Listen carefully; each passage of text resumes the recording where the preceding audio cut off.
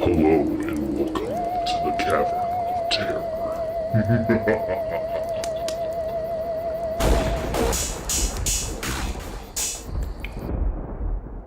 Hey guys, and welcome back to the Cavern of Terror. And as you noticed, I moved things around a little bit. I wanted to get a better angle on the posters in the background.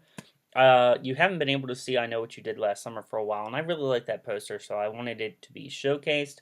Plus, I wanted to get rid of the pillows in the background. If you notice the bed, I don't have much room to work with here, so this is the best I got. I moved some things around, and I hope you like the new angle, but today we are talking about my top 5 vampire films.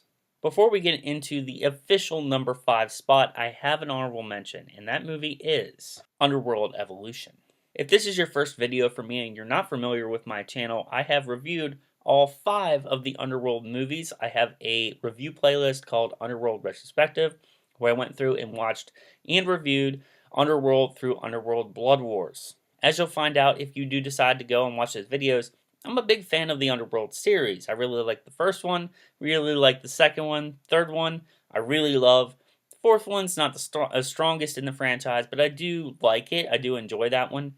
The fifth one is a complete mess. It's one of the biggest rant videos I've ever done. After thinking about it, I really couldn't put any of the other Underworld movies on this list as an honorable mention. Because, you know, the Underworld movies aren't the greatest. It's not the best franchise. The first Underworld movie isn't really that action-packed. It's actually kind of boring in some parts, especially if you watch the extended cut, the unrated cut of the first movie. The third movie's great. I really do like that one, but the CGI is not the best. As I said, the series kind of goes downhill after the second one, and that's why the second one is on this list. I think the second movie opens up the mythology a lot more that they created in the first one, which is really interesting with these elders, these vampire elders, taking rest over so many centuries and then a different one leading their clans, which is really cool. I think the action is better in this movie. I think the acting is better in this movie. I think Kate Beckinsale as Selene is probably at her best in Underworld 2. The creature effects are really good. The werewolf transformation scenes are awesome in this movie. And I think this movie is just everything the first movie should have been. And the only reason why Underworld Evolution isn't on the actual countdown is because there are werewolves in this movie. It's a vampire and werewolf movie, but I think it's one of the more fun vampire movies that people don't really talk about. They talk about the first one, and they talk about how bad the rest of the series is, and they do talk about Underworld 3, but this one is probably one of the most underrated in the franchise other than the prequel. Another big reason for me why I had to have Underworld as a honorable mention is Selene is, I think, the vampire icon of the 2000s. I mean, we've had Dracula for years and years and years and years, since the 30s. But I think we have a new vampire icon, and I think it is Selene. Okay, guys, it is time. It is time to get into the actual countdown. Coming in at number 5, we have John Carpenter's Vampires. John Carpenter's Vampires is kind of special to me because it's one of my first memories with horror. I remember being at my dad's house back when I was like, probably 8 or 9 years old. This movie came out in 98, so it was probably 8 or 9 years old when I saw this movie for the first time.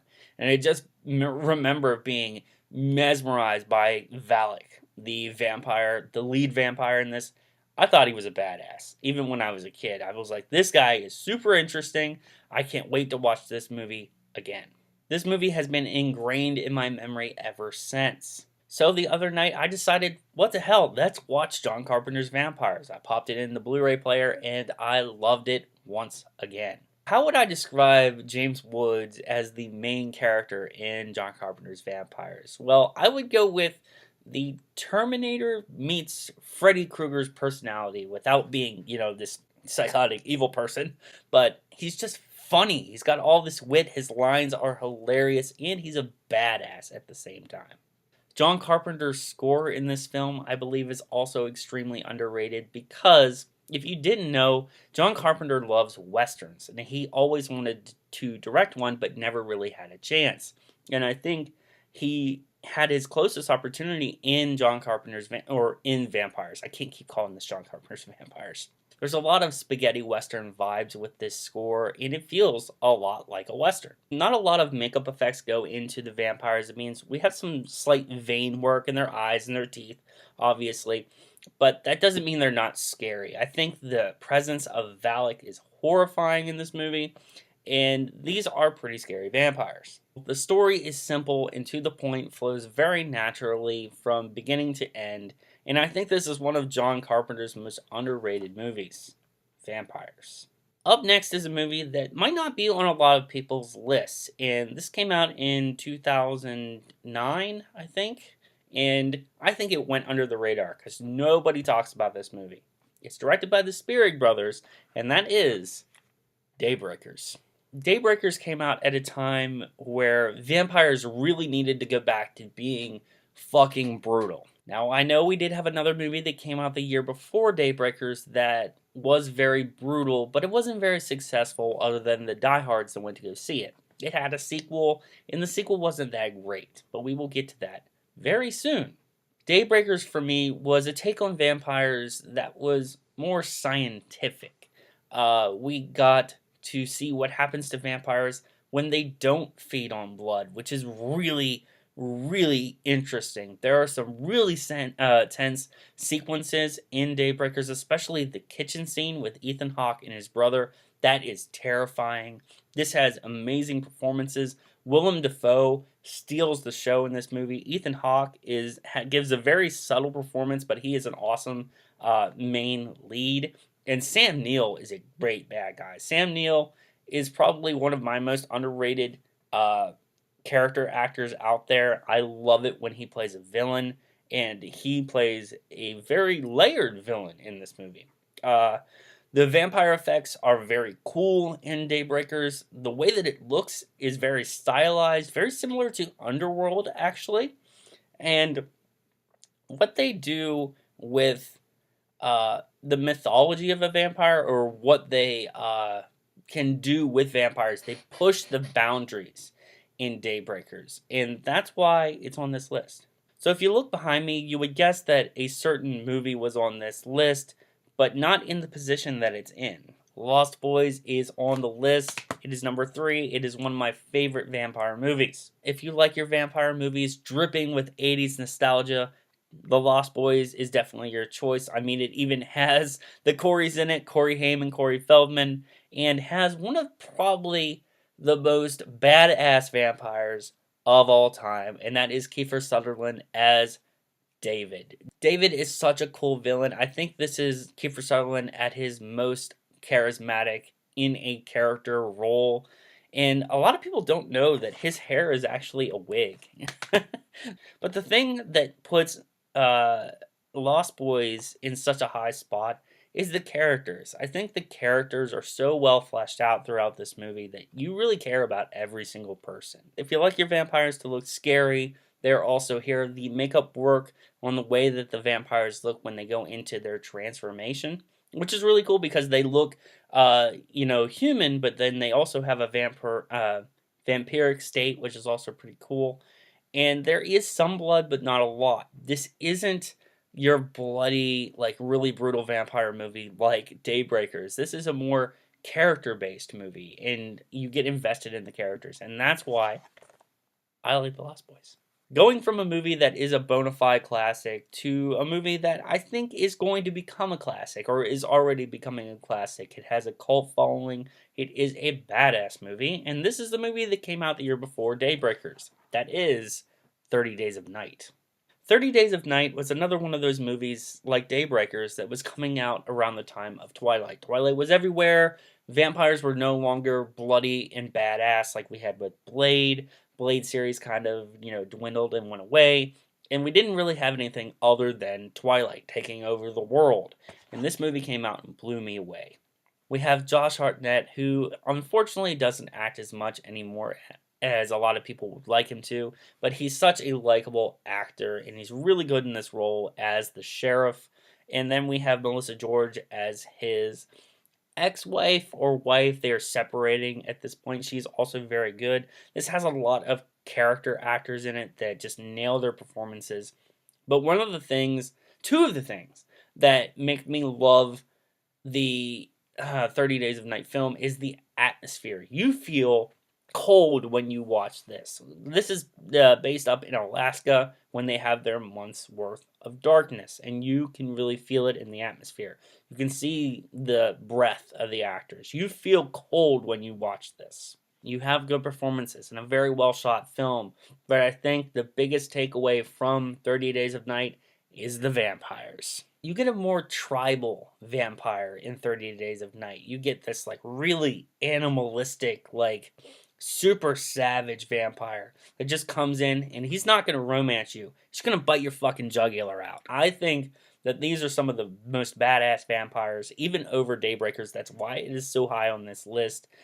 And they just make you scared. These are scary ass vampires with like mouths full of teeth and just blood everywhere. They are uncaring, they are animalistic, and that's why that movie is raised so high for me. When you take these vampires that speak their own language, by the way, which is really cool, why I say they're a tribe type of vampire, and you mix that with the great acting and the atmosphere, you get a number 2 on this list. Coming in at number 1, we have a film that couldn't be any more the opposite of 30 Days of Night, and that is Interview with a Vampire.